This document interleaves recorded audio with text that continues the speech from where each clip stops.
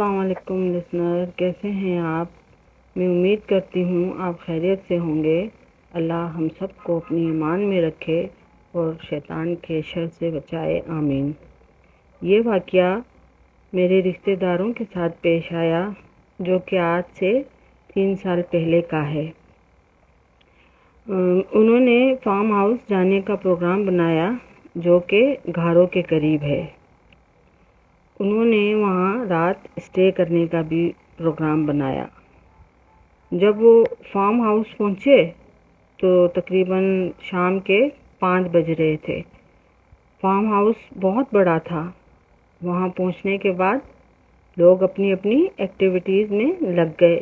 بچے کھیلنے لگے، بڑے جو ہیں وہ سوئمنگ کرنے لگے، کچھ نوجوان جو ہے وہ بیڈمنٹن کھیلنے لگے۔ ان میں سے ایک 16 سالہ بچی اسے واش روم جانے کی ضرورت پڑی تو اس نے اپنی کزن سے کہا کہ میرے ساتھ چلو۔ اپنی والدہ کو بتا کر وہ دونوں اندر کی طرف چل دیں۔ مغرب ہو چکی تھی، رات کا اندھیرا پھیل گیا تھا۔ جب وہ واش روم میں گئی تو تھوڑی دیر بعد جو کزن باہر کھڑی تھی وہ ڈر گئی، کیونکہ واش روم کے اندر سے ایسا لگ رہا تھا کہ کسی کو کوئی زور زور سے دروازے پر مار رہا ہے۔ اس نے اپنی کزن کو آوازیں دیں، دروازہ کھولو، دروازہ کھولو۔ کافی آوازیں دینے کے بعد جب کوئی رسپانس نہ آیا تو وہ باہر کی طرف والدین کو بلانے بھاگی۔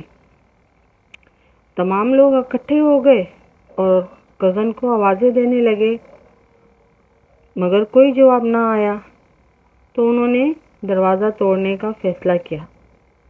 جب دروازہ توڑا گیا تو میری کزن بہت بری حالت میں تھی۔ اس کے چہرے پر ناخنوں کے نشان تھے جن میں سے خون رس رہا تھا۔ خیر اسے اٹھا کر باہر لائے۔ وہ پوچھنے لگے کہ کیا ہوا تھا تو وہ کہنے لگی کہ میں واش بیسن پر ہاتھ دھو رہی تھی، میرے پیچھے جو روشن دان ہے مجھے اس میں ایک عورت نظر آئی جو اندر کی طرف جھانک رہی تھی۔ پہلے اس نے اپنا سر اندر ڈالا، اس کے بعد وہ آہستہ آہستہ روشن دان سے نیچے کی طرف اترنے لگی اور میرے سامنے آ کر کھڑی ہو گئی۔ جب میں نے اس کی طرف دیکھا تو اس کا نیچے کا دھڑ غائب تھا۔ اس نے اچانک مجھے بالوں سے پکڑ کر روشن دان کی طرف کھینچنا شروع کر دیا۔ جب اس نے مجھے کھینچنا شروع کیا تو اسی وقت آپ لوگوں نے دروازہ توڑ دیا تو وہ عورت باہر کی طرف نکل گئی۔ یہ سن کر ہم سب ڈر گئے، باہر آ کر بیٹھ گئے۔ فارم ہاؤس کے 2 پورشن تھے، اوپر کا اور نیچے والا۔ اچانک اوپر والے پورشن سے چیخنے چلانے اور رونے کی آوازیں آنے لگیں۔ میری وہی کزن جس کے ساتھ واش روم میں حادثہ پیش آیا تھا وہ اچانک اٹھ کر اوپر کی طرف بھاگی۔ باقی لوگ جو ہیں وہ اس کے پیچھے بھاگے تو وہ کزن ایک کمرے میں داخل ہو گئی۔ کمرے کا دروازہ خود بخود بند ہو گیا۔ سب اس سے باہر کھڑے ہوئے آوازیں دینے لگے کہ دروازہ کھولو، دروازہ کھولو۔ کافی دیر بعد دروازہ خود بخود کھل گیا۔ دروازہ کھلنے کے بعد کیا دیکھتے ہیں کہ میری کزن کمرے میں کھڑی ہے اور اس کا منہ دوسری طرف ہے۔ تو اسے آوازیں دی کہ بھائی تم یہاں کیوں کھڑی ہو، چلو نیچے۔ تو اس نے کوئی جواب نہ دیا اور نہ ہی مڑی، مگر اس کے آگے سے ایک عورت کا بھیانک چہرہ نظر آیا۔ وہ عورت میری کزن کے بالوں کو پکڑے کھڑی تھی۔ یہ دیکھ کر کزن کے والد خوفزدہ ہو گئے اور انہوں نے قرآنی آیات پڑھنا شروع کر دی۔